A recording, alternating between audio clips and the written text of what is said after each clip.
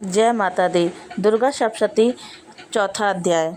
ऋषि बोले, अत्यंत पराक्रमी दुष्टात्मा महिषासुर तथा उसकी असुर सेना की देवी के हाथ मारे जाने पर इंद्र आदि देवता प्रणाम के लिए गर्दन तथा कंधे झुकाकर उन भगवती दुर्गा की उत्तम वचनों द्वारा स्तुति करने लगे। उस समय उनके अंगों में अत्यंत हर्ष के कारण रोमांच हो आया था। देवता बोले, संपूर्ण देवताओं की शक्ति का समुदाय ही जिनका स्वरूप है तथा जो देवी शक्ति से संपूर्ण जगत में व्यापक है, समस्त देवताओं और महर्षियों की पूजनीय उन जगदम्बा को हम भक्तिपूर्वक नमस्कार करते हैं। वे हम लोगों का कल्याण करें।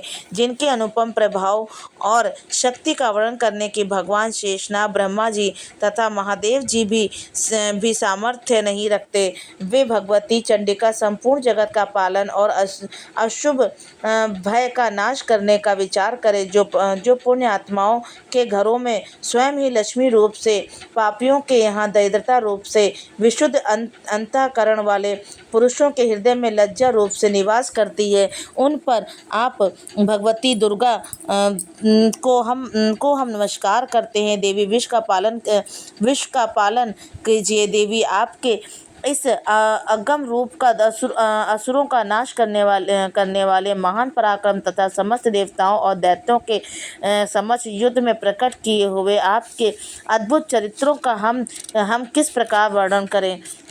आप संपूर्ण जगत की उत्पत्ति के कारण हैं। आप में सत्व, रज और तम ये तीनों गुण मौजूद हैं, तो भी दोषों के साथ आपका संसर्ग नहीं जान पाते। आप ही सबका आश्रय स्थान है।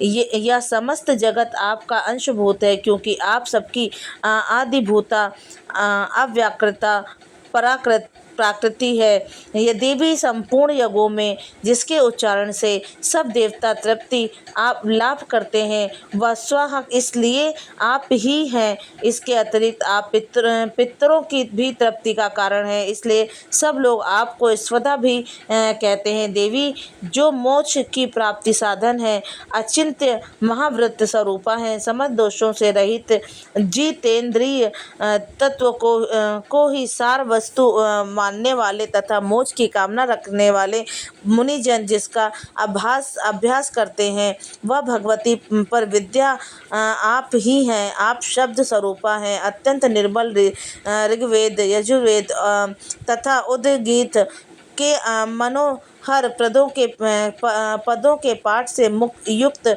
सामवेद का भी थार आप ही हैं। आप देवी त्रयी, तीनों वेद और भगवती छयो ऐश्वर्यों से मुक्त हैं। इस विश्व की उत्पत्ति और पालन के लिए आप ही वार्ता, कृषि एवं आजीविका के रूप में प्रकट हुई हैं। आप संपूर्ण जगत की घोर पीड़ा का विनाश करने वाली हैं। देवी जिससे समस्त शास्त्रों के सार का ज्ञान होता है, वह मेधा शक्ति आप ही हैं। दुर्गम भव सागर से उतारने वाली नौका रूपी दुर्गा देवी भी आप ही हैं। आप आसक्ति शून्य हैं। कैटभ के शत्रु भगवान विष्णु के वक्ष स्थल से एकमात्र निवास करने वाली भगवती लक्ष्मी तथा चंद्रशेखर द्वारा सम्मानित गौरी देवी भी आप ही हैं। आपका मुख्य मुस्कान से सुशोभित निर्बल पूर्ण चंद्रमा के बिंब का अनुकरण करने वाला और उत्तम सुवर्ण की मनोहर क्रांति से कम नहीं है। तो उसे देखकर महिषासुर को क्रोध हुआ। सहसा उसने उस पर प्रहार किया। यह बड़े आश्चर्य की बात है, क्योंकि क्रोध पूरित यमराज को देखकर भला कौन जीवित रह सकता है। देवी आप प्रसन्न हो।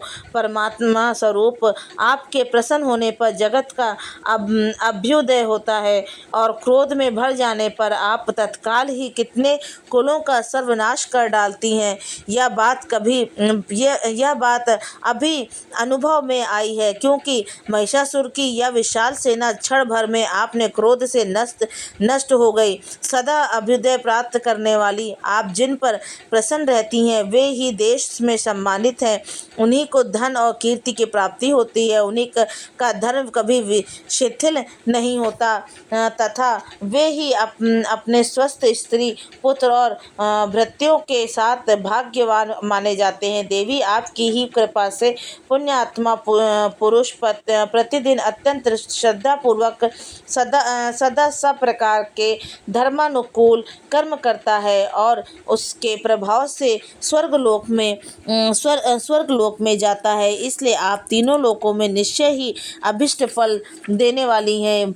माँ दुर्गे, आप स्मरण करने पर सब प्राणियों का भय हर लेती हैं और स्वस्थ पुरुषों तथा चिंतन करने पर उन्हें परम कल्याणकारक बुद्धि प्रदान करती हैं। दुख दरिद्रता संकट और भय हरने वाली देवी, आपके सिवा दूसरा कौन है जिसका चित्त सबका उपकार करने के लिए सदा ही दयार्थ रहता हो। देवी, इन राक्षसों के मारने से संसार को सुख मिले तथा ये राक्षस चिरकाल तथा नरक में रहने देने के लिए भले ही पाप करते रहे हों, इस समय संग्राम में मृत्यु को प्राप्त होकर स्वर्ग लोक में जाए। निश्चय ही यही सोचकर आप शत्रुओं का वध करती हैं। आप शत्रुओं पर शास्त्रों का प्रहार क्यों करती हैं? समस्त शत्रुओं को दुष्टिपात मात्र से ही भस्मसात क्यों कर देती हैं? जिसमें एक रहस्य है, ये शत्रु भी हमारे शास्त्रों से पवित्र होकर उत्तम लोकों में जाए। इस प्रकार उनके प्रति भी आपका विचार अत्यंत उत्तम रहता है। खड्ग के तेज पुंज की भयंकर दीप्ति से तथा आपके त्रिशूल के अग्रभार की घनीभूत प्रभा से चौंधिया कर जो असुरों की आंखें फूट नहीं गईं, उसमें कारण यही था कि वे मनोहर रश्मियों से युक्त चंद्रमा से समान आनंददायक आपके इस सुंदर मुख का दर्शन करते थे। देवी, आपका शील दुराचारियों के बुरे बर्ताव को दूर करने वाला है।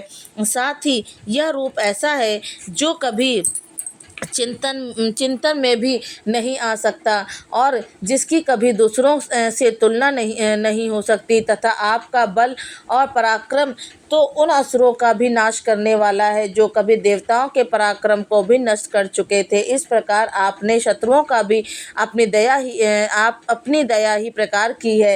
वरदायिनी देवी, आपके इस पराक्रम की किसके साथ तुलना हो सकती है तथा शत्रुओं को त्रस्त करने वाला तथा अत्यंत मनोहर ऐसा रूप ही आपके सिवा और कहाँ है? हृदय में कृपा और युद्ध में निष्ठुरता, ये दोनों बातें तीनों लोकों के भीतर केवल आप में ही देखी गई है। हे माता, आपने शत्रुओं का नाश करके त्रिलोकी की रक्षा की है। उन शत्रुओं को भी रणस्थली में मारकर स्वर्गलोक में पहुंचाया है तथा उन्मत्त दैत्यों से प्राप्त होने वाले हम लोगों की भय को दूर कर दिया है।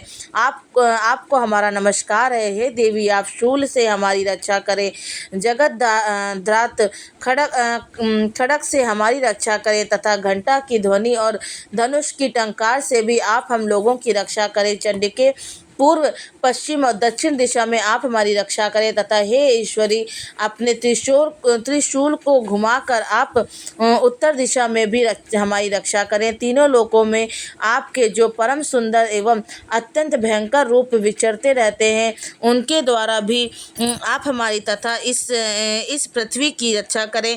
अंबिके, आपके कर कमलों में शोभा पाने वाले खड़ग, त्रिशूल और गदा आदि जो अस्त्र हैं, उन सबके द्वारा आप सब ओर से हम लोगों की रक्षा करें। ऋषि बोले, इस प्रकार देवताओं ने जगदम्बा दुर्गा की स्तुति की और नंदन वन के दिव्य पुष्पों एवं गंध व चंदन आदि के द्वारा उनका पूजन किया।